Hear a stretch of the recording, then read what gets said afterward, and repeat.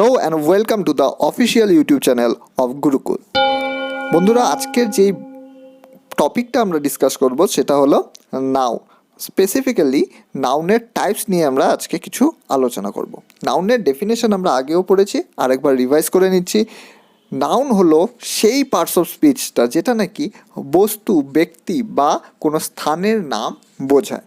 যেমন এক্সাম্পলের জন্য কলকাতা একটা স্থানের নাম বোঝাচ্ছে, রোহিত একজন ব্যক্তির নাম বোঝাচ্ছে, অনেস্টি একটা কোয়ালিটির নাম বোঝাচ্ছে। যে কোনো জিনিসের নামকরণ করার জন্য যেই পার্টস অফ স্পিচ ব্যবহার করা হয় সেটাকেই আমরা সাধারণত নাউন বলে থাকি। নেক্সট, অন্যান্য সব পার্টস অফ স্পিচের মতো নাউনেরও কিছু বিশেষ কাজ থাকে একটা সেন্টেন্সে। নাউন কি হিসাবে কাজ করতে পারে একটা সেন্টেন্সে বা কি স্পেশালিটি আছে নাউনের কাছে দেখে নেওয়া যাক। এটা একটা সাবজেক্ট হিসাবে কাজ করতে পারে, যেমন Ram is a good boy. এখানে রাম একটা নাউন, সেটা কি করছে, একটা সেন্টেন্সের সাবজেক্ট হিসাবে কাজ করছে। Ram slapped Rohit, Ram slapped Rohit. এখানে রাম সাবজেক্ট, স্ল্যাপড ভার্ব আর রোহিত অবজেক্ট হিসাবে কাজ করতে পারে।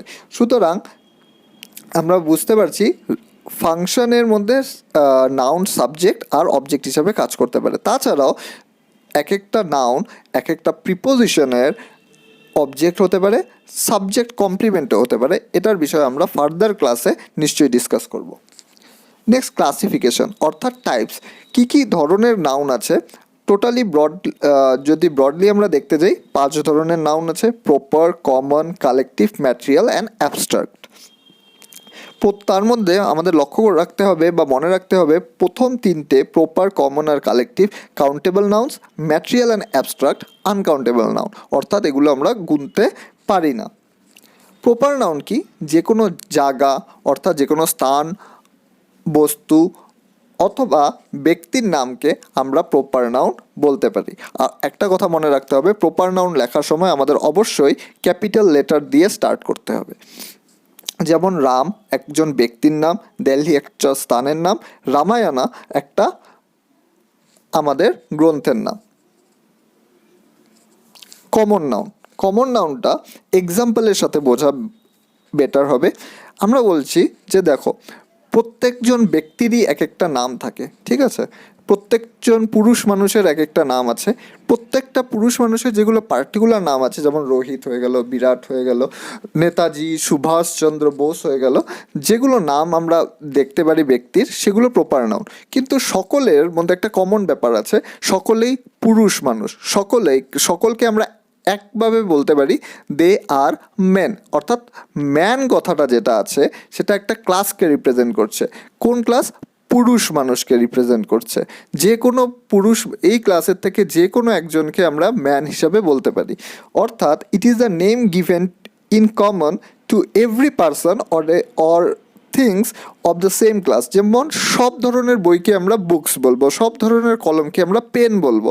অর্থাৎ পেন ক্লাসটার প্রত্যেকটিকে আমরা একটা পেন হিসাবে ডেনোট করতে পারি। এগুলোকে বলা হয় কমন নাউন। নেক্সট আছে কালেকটিভ নাউন। যেমন এক্সাম্পল এটাও প্রথমে ডেফিনেশনটা আমরা দেখে নিই। Collective noun is a name given to the collection of person or things taken together and spoken as a whole. কিছু জিনিসের কালেকশনকে আমরা কয়েকটা কালেকশন বানাচ্ছি, কালেকশনটাকে একটা নাম দিচ্ছি আর ওই নামটাকেই আমরা ব্যবহার করছি। যেমন অনেক প্লেয়ার আছে, প্রত্যেকে যারা ক্রিকেট খেলে তাদেরকে আমরা ক্রিকেটার বলে থাকি। প্রত্যেকটা ক্রিকেটার, এখন 11 জন মানুষ ক্রিকেট তো খেলতে পারবে না টিমের জন্য, এখন যখন খেলা হচ্ছে তখন 11 জনকে সিলেক্ট করা হচ্ছে, একটা কালেকশন বানানো হচ্ছে, তারপর সেই কালেকশনটাকে আমরা টিম নাম দিচ্ছি। যেমন টিম ইন্ডিয়া, অর্থাৎ 11 জন যারা নাকি 11 জন প্লেয়ারের কালেকশনকে আমরা এক একটা টিম বলতে পারছি যারা নাকি মাঠে খেলছে। সেই রকমই কমিটি, কিছু সিলেক্টেড মানুষকে নিয়ে এক একটা কমিটি গঠন করা হয়, একটা কালেকশন অফ পিপল হয়, তাকে আমরা কমিটি বলি। নেক্সট আসছে আমাদের jury, combination of or the collection of জাজেসকে আমরা জুরি বলে থাকি। তো এগুলো হচ্ছে কালেকটিভ নাউন, এক একটা কালেকশনকে নাম দেওয়া হচ্ছে। নেক্সট আসছে ম্যাটেরিয়াল নাউন।